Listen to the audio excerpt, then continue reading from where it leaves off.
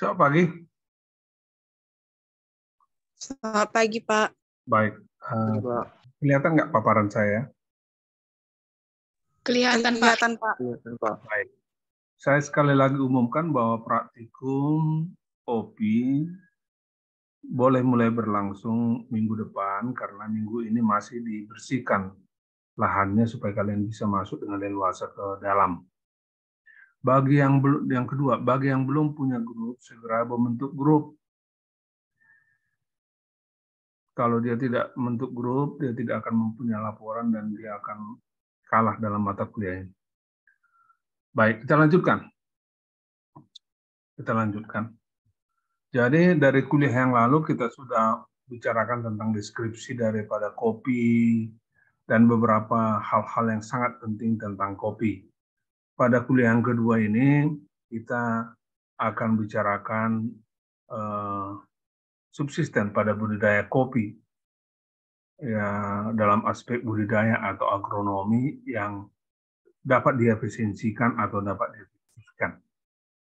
Jadi paparan makalah ini mengenai masalah-masalah yang bersifat inefisien dan inefektif dalam budidaya tanaman kopi. Artinya kalau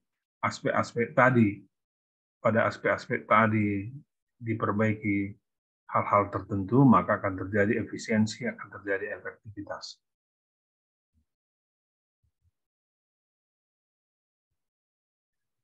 Kita tahu bersama bahwa agronomi dalam bahasa lain disebut budidaya adalah tentang ilmu tentang pemanfaatan tanaman untuk memproduksi bahan-bahan yang berguna bagi manusia dan lingkungan dengan memanipulasi lingkungan biotik dan abiotik tanaman. Jadi ilmu agronomi itulah definisinya. Budidaya tanaman itulah definisinya. Jadi lingkungan tumbuh itu yang dimanipulasi, diperbaiki, diciptakan dalam kondisi optimal, efisien, efektif, sehingga tanaman yang tumbuh di sana, tanaman unggul yang tumbuh di sana bisa memproduksi bahan-bahan yang berguna. Boleh produksi biji, boleh produksi batang, daun, atau senyawa-senyawa yang penting lainnya.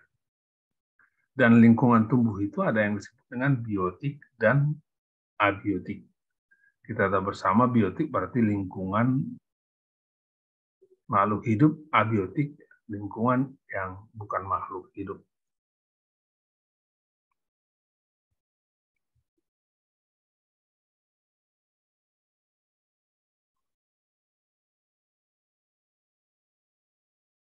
Mari kita lihat efektivitas dan inefisiensi dan efektif dari sisi petani dan tanaman. Bagi petani, produksi yang bagus, kualitas yang bagus akan berpengaruh terhadap pendapatannya. Jadi kalau dia ingin pendapatannya meningkat, maka jumlah produksi harus tinggi dan kualitasnya tinggi. Nah, ini disebut dengan produktivitas tinggi. Dan itu membutuhkan teknologi. Membutuhkan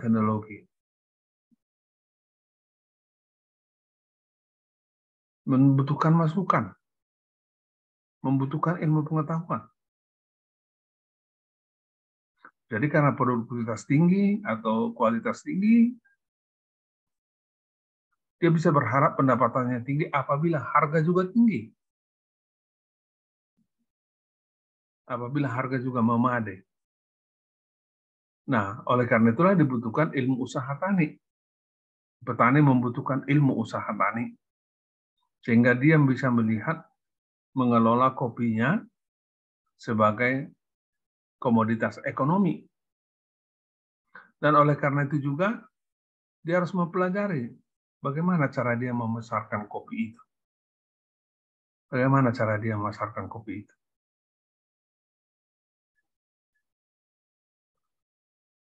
Kita lihat dari segi tanaman.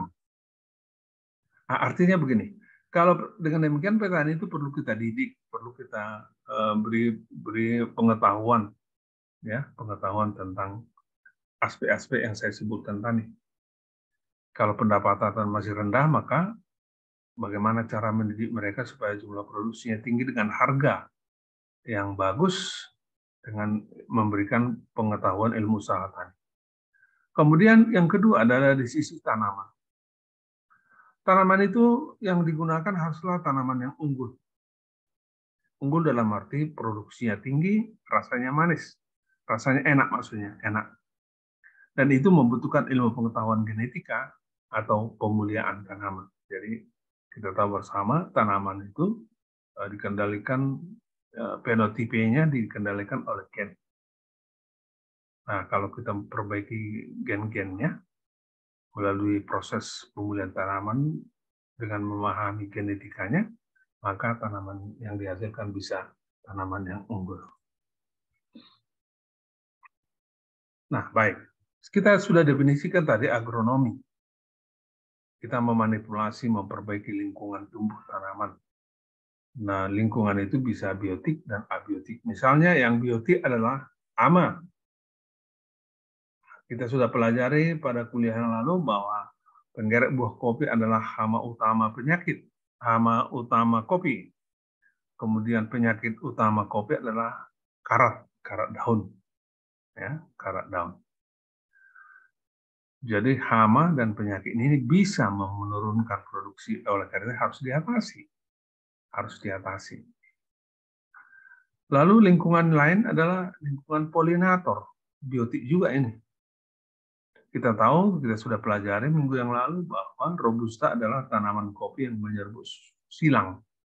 Artinya serbuk sarinya berasal dari bunga lain atau tanaman lain. Menyerbu silang dia. Oleh karena itu dibutuhkan serangga yang membantu polinasi, membantu membawa serbuk sari dari tanaman lain ke bunga betina pada tanaman lain. Itu disebut dengan polinator. Jadi serangga yang membantu polinasi penyerbukan.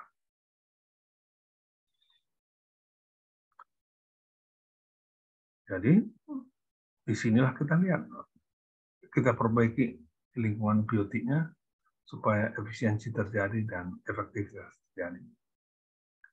Kemudian lingkungan tumbuh yang abiotik, A berarti tidak kan, berarti tidak biotik. Misalnya cuaca tanah. Kita sudah pelajari morfologi kopi, bahwa kopi itu sampai 95% akarnya berada di lapisan topsoil. Itu berarti dia peka terhadap perubahan cuaca, baik panas maupun hujan. Dan tanaman kopi ini adalah tanaman yang C3, sebaiknya ada tanaman penaung yang menaungi kopi itu dengan intensitas cahaya yang 80% atau 70%. Selain tadi, bahwa akarnya berada di lapisan topsoil, kebanyakan dia tanahnya mengalami penurunan kesuburan. Karena apa? Karena unsur-unsur hara diserap oleh tanaman, kemudian disimpan dalam buah atau biji, dan biji itu keluar dari sistem pertanian. Itu berarti tanah semakin gersang. Itu sebabnya maka ilmu agronomi sangat penting dengan pemupukan organik dan pemupukan organik. Nah, kopi biasanya dipupuk maksimum 75% jauhnya dari tajuk di lingkaran. Mudah-mudahan kita punya waktu nanti untuk pemupukan kopi kalau bisa ya, kalau sempat ya. Kebetulan saya masih kurang sehat, belum bisa saya bukan. Tapi yang pasti di tajuk itu, di bawah tajuk, di atas tanah, dilubangi atau ditabur dulu pupuknya NPK itu, lalu dimasukkan ke dalam tanah, ditabur dengan tanah sehingga penguapan pupuk bisa dihindari. Kemudian aspek lain yang harus kita perhatikan adalah pengguna. Pengguna. Siapa pengguna? Ya peminum kopi. Nah, bagi mereka itu sangat penting cita rasa. Kopi harus dipanen dengan standar tertentu. Nanti kita bicarakan.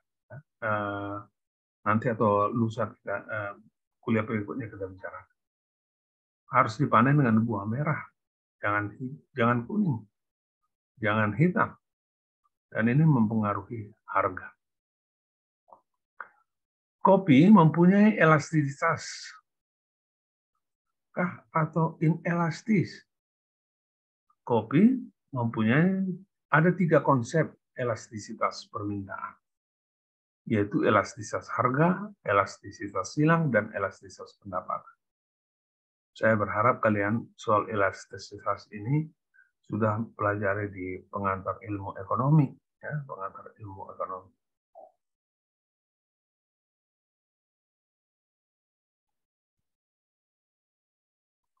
Menurut penelitian Suharno, tahun 2017 publikasinya, khusus untuk USA, maka kopi itu bersifat elastis pendapatan.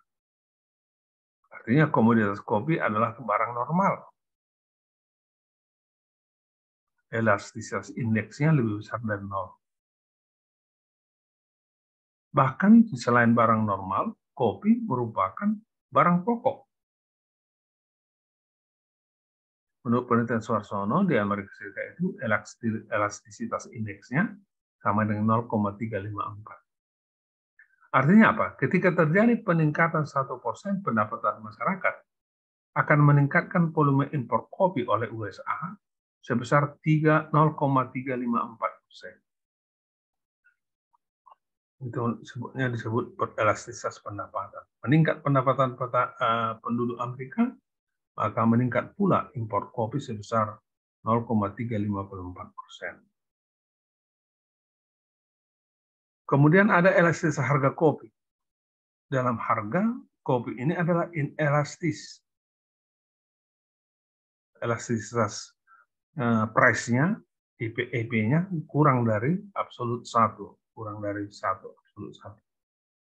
Artinya apa? Meskipun harga buah kopi, biji kopi meningkat, konsumsi tetap meningkat. Itu yang disebut dengan inelastis.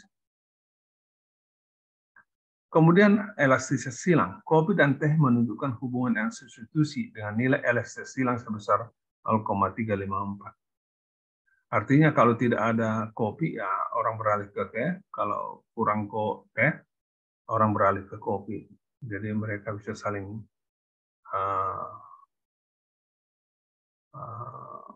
silang, ya, elastisitas silang, saling bertukar silang. Yang sangat menarik adalah ketika terjadi COVID yang lalu. Sejak Desember 2019, COVID telah merajalela di dunia, dimulai di Cina, kemudian di Indonesia dan seluruh dunia, hingga kita offline segala macam. Akibat COVID itu, perekonomian global merosot, daya beli menurun. Karena apa? Karena terjadi lockdown, terjadi PSBB. Indonesia sebut PSBB. Dan akibatnya apa? Aktivitas kuliner, kedai kopi menurun. Konsumsi kopi menurun. Dan akibatnya permintaan biji kopi menurun. Menurut pemantauan saya, hingga saat 28 Januari 2021, harga per kilogram biji kopi yang hijau, Arabica 40.000. Padahal sebelumnya, sebelum pandemi, itu Maret 2020, harga kopi yang saya beli dari Sidikalang 68.000 per kilogram. Artinya sebelum diumumkan pemerintah PSBB di Indonesia, yaitu pada bulan April 2020, harga kopi yang saya beli dari Sidikalang itu 68.000 per kilogram, harga kopi biji hijaunya. Jadi akibat pandemi kopi ini memang petani akan sangat menderita. Inilah ekspor kopi dari Sumatera Utara, sumbernya AIKI. Jadi kita lihat pada tahun 2019 dan kita lihat juga pada tahun 2020 jelas bahwa akibat pandemi itu terjadi penurunan ekspor kopi Arabica Robusta Indonesia, turun 13,11%, dengan nilainya turun juga 23,18%, Arabica turun 31,77%, dan secara keseluruhan turun nilai ekspor Arabica 21,53%. Kalau tadi nilai ekspor jumlah kopi Arabica ekspor turun 31,77%.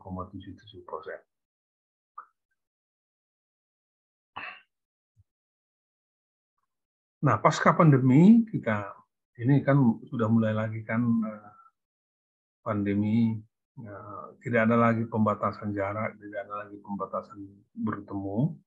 Kita berharap kopi akan kembali cerah, permintaan naik, dengan harapan harga naik. Adik-adik sekalian, sayang sekali saya belum sehat. Saya mempunyai kedai kopi dulu di kampus kita di Nomensen. Saya yakin kalian angkatan 20 belum sempat menikmatinya. Dan juga kedai kopi di Bandara Kuala Namu dan juga bersama kawan kami Rambut Tobing ada cabang di Siantar. Tapi karena kondisi saya kurang sehat ini, belum bisa saya buka di kampus atau di bandara ataupun di Siantar atau tempat lain. Kita doakanlah semoga Tuhan berkenan membuat aku sehat kembali untuk saya buka kembali di kampus. Motivasi saya adalah menyajikan kopi yang sebenarnya bertaraf internasional. Jadi boleh kita katakan ya setara dengan Starbucks lah, Chico. Kopi saya betul-betul luar biasa. Kopi yang betul-betul saya sangrai, saya pilih, saya racik dengan dasar ilmu pengetahuan. Saya mempunyai sertifikat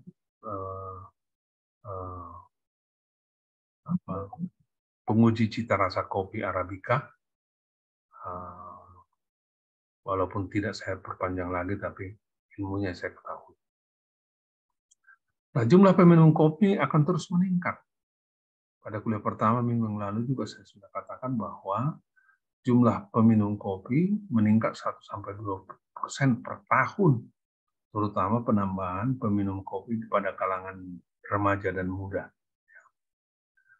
Jadi kaula muda makin menggandrungi kopi, makin banyak, makin sering mereka di kedai-kedai kopi. Dan juga semakin banyak fakta-fakta ilmiah bahwa kopi memberikan manfaat yang positif terhadap manusia. Jadi, ini sudah penelitian juga ini, 1 jam sebelum kalian ujian, boleh kalian minum kopi seteguk demi seteguk, ya. 1 gelas, tapi seteguk demi seteguk, artinya 1 gelas itu kalian minum dalam setengah jam, seteguk. Nah, kalau kalian masuk sudah kemudian ke ruang ujian, kalian akan segar,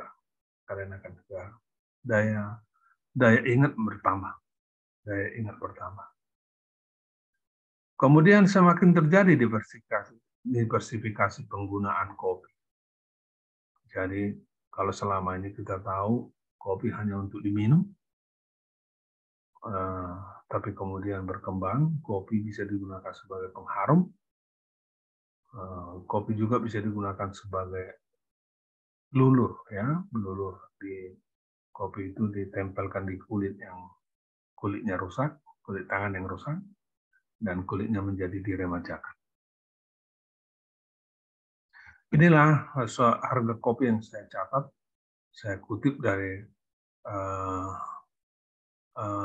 International Coffee Organization selama masa pandemi, mulai dari Desember 18 masuk ke masa pandemi dan setelah pandemi Desember 2020. Jadi turun, tapi kemudian ada kecenderungan untuk terus naik. Sekarang juga sudah naik harga kopi. Petani juga sudah makin pintar, kalau sampai harga tertentu modal usaha tidak terpenuhi, mereka tidak mau panen. Nah, pembeli di Amerika, luar negeri sadar itu, eksportir juga sadar, maka mereka menaikkan harga kopi.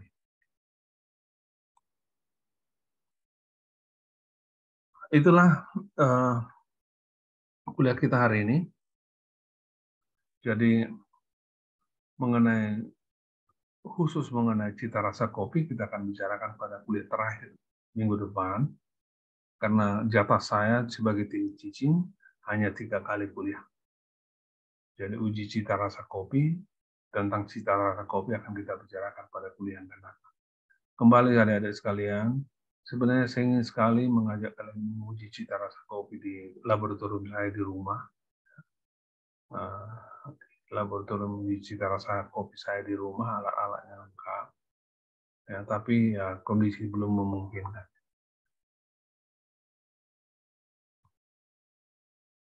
Baik, buka dulu apanya kalian, video kalian masing-masing.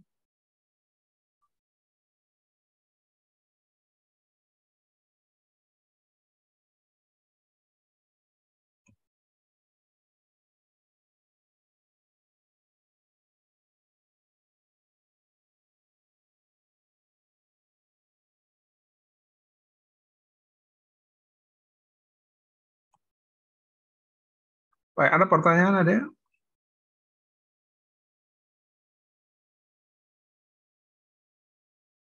Ada pertanyaan kalian? Tidak, Pak.